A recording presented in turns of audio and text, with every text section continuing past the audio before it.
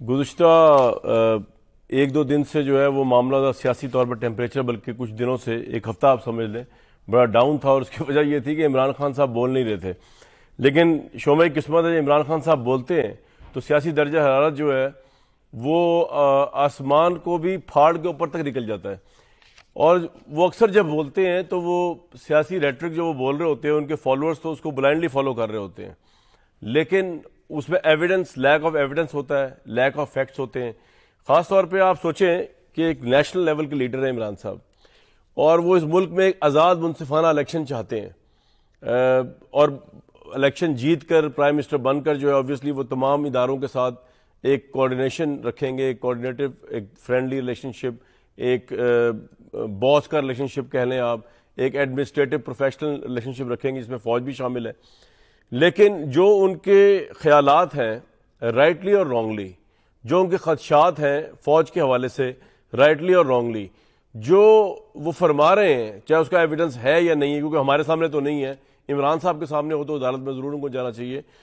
اس context میں تو آپ سوچیں کہ یہ ایک ایسی الیکشن کمپیننگ ہونے جا رہی ہے، اگر پاکستان میں الیکشن اب انشاءاللہ ہوگا اکتوبر میں، جنرل الیکشن کی بات کر رہا ہوں میں، جس میں عمران خان الیکشن جیتنے سے پہلے یہ بتا رہے ہیں کہ پاکستان کے دفاعی ادارے، اور میں تو کھلے اور بتاتا ہوں پاکستان کی فوج، I S I, Imran Khan who is the would be prime minister of this country, اس کو قتل کرنے کی سازش میں ملوث ہے.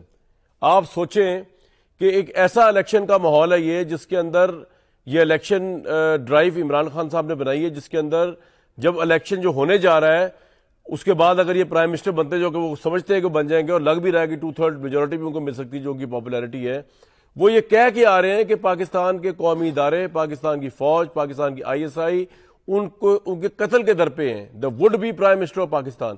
اس کے اوپر شہباز شریف صاحب خواہ جو بھی کہیں کہ Imran Niaz act of routinely maligning and threatening Pakistan army intelligence for the sake of petty, یہ اپنی جگہ پہ ہے. زرداری صاحب نے کہہ دیا عمران خان اداروں کو بدنام کرنے کی حالت عبور کر چکا ہے، اپنی جگہ پہ ہے.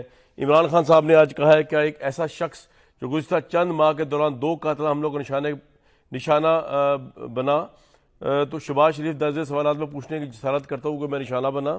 نمبر 1، بطور پاکستانی شہری کیا مجھے حق حاصل ہے کہ میں ان لوگوں کو نامزد کروں جو میرے خیال کے مطابق مجھ پر قاتلانہ حملے کے ذمہ دار تھے، اور مجھے مقدمے کے اندراج کے آئینی و قانونی حق سے کیوں محروم رکھا گیا؟ کیا شہباز شریف کی ٹویٹ کا مطلب یہ ہے کہ فوجی افسران قانون سے بالاتر ہیں یا کسی جرم کا ارتکاب نہیں کر سکتے؟ اگر ان میں سے کسی کے بارے میں ہمارا خیال یہ ہے کہ اس نے کوئی جرم کیا ہے تو اسے ادارہ کیسے بدنام ہو سکتا ہے؟ وہی آئی ایس آئی کے لوگ آگے وہ کہتے ہیں کہ شہباز شریف بتا سکتے ہیں کہ 18 مارچ کو میری پیشی سے پہلے والی شام آئی ایس آئی نے اسلام آباد کے جوڈیشل کمپلیکس پر کیوں پوری طرح قبضہ کر لیا؟ آئی ایس آئی کے لوگوں نے سی ڈی ڈی اور وکلا کا روپ کیوں دھار رکھا تھا؟ آئی ایس آئی کے لوگوں کو وہاں موجودگی کا مقصد کیا تھا؟ یہ وہ تمام الزامات ہیں جو میں نے اپنی تاریخ میں شاید ہی کسی ڈیموکریسی میں کسی وڈ بی پرائم منسٹر کی طرف سے اپنی ہی انٹیلیجنس اداروں کے اوپر، اپنی ہی فوج کے اوپر with no evidence, zero evidence what's ever لگاتے دیکھے ہو. تو کہنے کا مطلب یہ ہے کہ یہ تو ملک بہت بڑے سیاسی بحران کا شکار ہو سکتا ہے، given its history, given the importance of Pakistan army and establishment in this country, کہ عمران خان اگر پرائم منسٹر بنتے ہیں اس بینٹ آف مائنڈ کے ساتھ کہ اس فوج کو اور اس اسٹیبلشمنٹ کو، اس انٹیلیجنس اداروں کو وہ کہہ رہے ہیں کہ یہ ان کی قتل کی سازش میں ملوث ہے، تو کہنے کا مطلب ہے پھر تو اس ملک کے اندر یا مارشل لا لگے گا اگر if he becomes the prime minister, یا پھر اس ملک کے اندر ایک کولیجن ہوگی فوج کی اور عمران خان کی، اور وہ تاریخ بھری پڑی ہے اس سے. یہ کوئی میں کو چھمبے کی بات نہیں بتاؤں گا اگر پتا چلے کہ پرائم منسٹر اور فوج کے درمیان ان کے پرائم منسٹر کا حلف لیتے ہی جو ہے وہ جو ہے ایک ٹسل شروع ہوگی، ایک ٹینشن شروع ہو گئی ہے.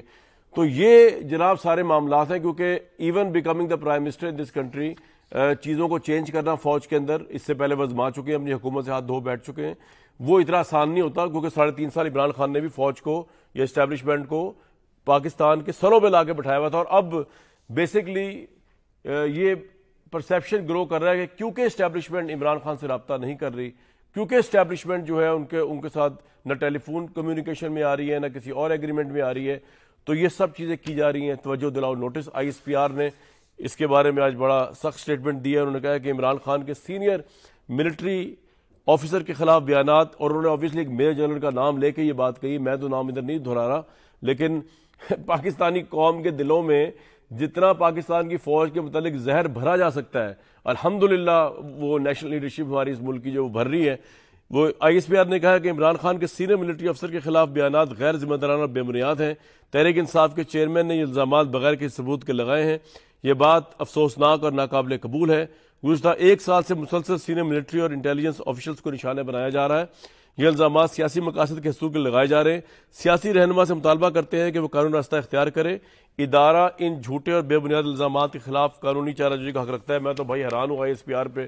بہت ہی جسے آپ کہتے ہیں نا کہ ایک مجھ پہ اگر اس طرح کا الزام لگا ہوتا، میں نے تو الزام لگانے والے کو کورٹ آف لاء میں کم از کم لے جانا تھا. میرا خیال سے یہ جو ادارہ ہے ISPR، اس کو بیانات دینے کے بجائے ایک سٹیپ آگے جا کے عمران خان صاحب اگر ایویڈنس پیش نہیں کر رہے تو آپ کو کورٹ میں ان کو لے جانا چاہیے. وہ کہیں کہ جناب یہ آپ ہمارے جرنیلوں پہ، ہماری فوج پہ، عوام کا مورال، یہ میں ISPR سے کہہ رہا ہوں، ڈی مورلائز کرنے کے لیے الزامات لگا رہے ہیں. آپ اس کا ایویڈنس دیں تاکہ ہم ان افسران کے خلاف کارروائی کریں. سیدھی سی بات ہے، آرمی میں تو اپنا ایک میکینزم ہے، اور وہ تو کرپٹ عناصر پہ بھی کورٹ مارشل ہو جاتا ہے. اور جو ڈسپلن خلاف، یہ تو بہت بڑی ڈسپلن کی گراس مس کنڈکٹ ہے کہ اگر ایسا ہے جس کا کوئی ثبوت نہیں ہے، لیکن اگر ایسا ہے تو میرے خیال سے ISPR کو صرف یہ ٹویٹس اور یہ بیانات دینے کے بجائے کورٹ میں جانا چاہیے، کانکریٹ بات کرنی چاہیے.